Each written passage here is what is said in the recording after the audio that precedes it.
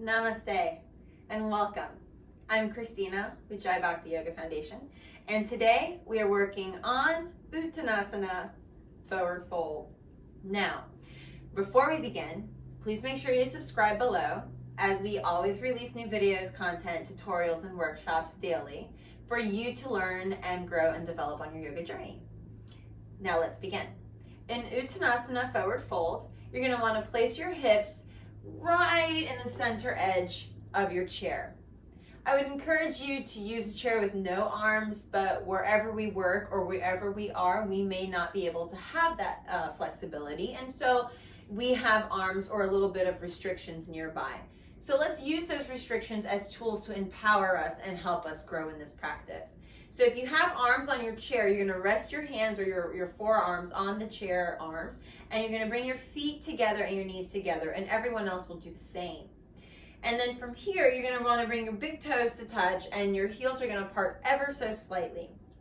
Now, you're going to squeeze the inner thighs towards each other and lift up through your chest. And then from this space, you're going to start to come in the direction of forward, lengthen through the spine, and press into those arms of the chair to pull you forward, which is a great resource and tool because it gives you some more length.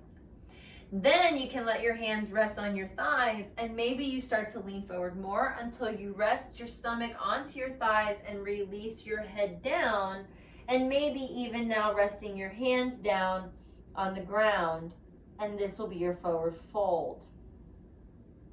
Now for others, the forward fold varies, and so for them, you might want to bring the earth to you, as coming into the forward fold might not be as easy to touch the ground.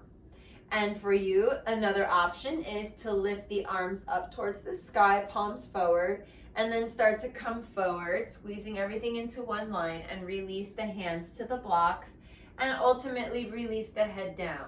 If you feel comfortable here, really just let your whole body rest, and again, let your head crown reach the ground. You have the opportunity to transition the blocks into level 3 height, level 2, and level 1. So you have all 3 variations here to play with. And should you not need the blocks, then you place the hands flat on the ground. You can reach for opposite elbows as well, shaking the head yes or no. And you can keep the hands on the hips.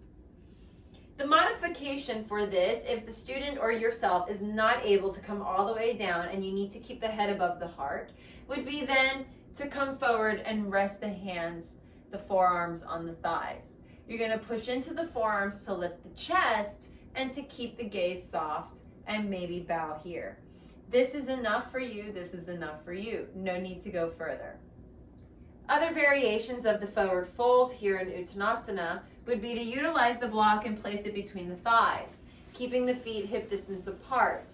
And then from this space, the feet are going to be the number 11 here, and you're going to press actively into the feet while squeezing the thigh muscles. This engagement will create a scooping of the lower abdominals, or the pelvic floor area is what we typically is known as.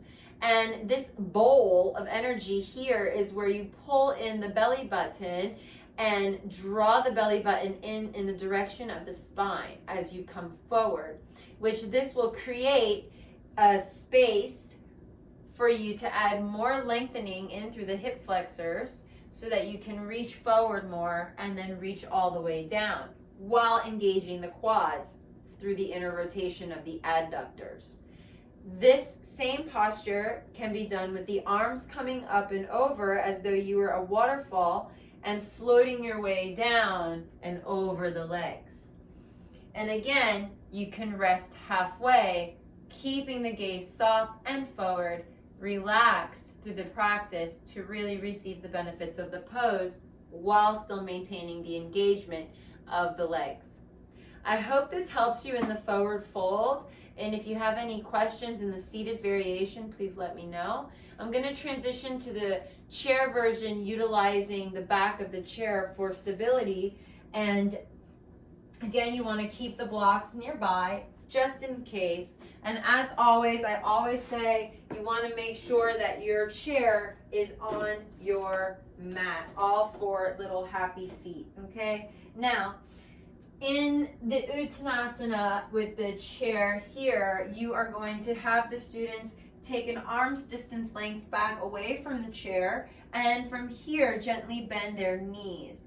Begin to hinge from the hip and bring the hips back as you come forward through the pelvic floor, scooping the pubic bone out more. Now the forehead can rest on the chair, or they can make a pillow with their hands, pushing that chair down. The other option is they can start to walk their way down the chair, and maybe they hang out here holding the sides of the chair, keeping the knees slightly bent and squeezing those thigh muscles. They ultimately want to have the stomach and the thighs touching, so encourage yourself to either bend the knees more and draw your stomach to your thighs, or spin the inner thighs back more and shift your weight forward more, and that might even help you attain that.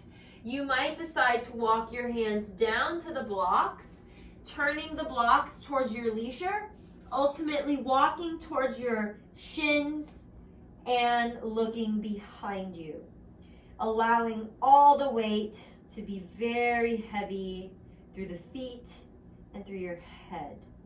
Just let it all go. And then relax your way on up by pushing into your feet. And the way we came in is the way we come out. So we encourage ourselves to walk back up, taking our time and bringing the hands together. Transition as you wish. I hope that this was helpful for you.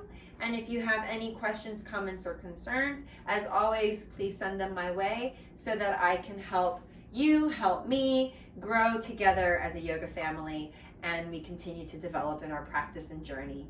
The light in me honors the light that lives in each of you. Remember to subscribe below. May you have a blessed rest of your week. Until tomorrow, my friends, namaste.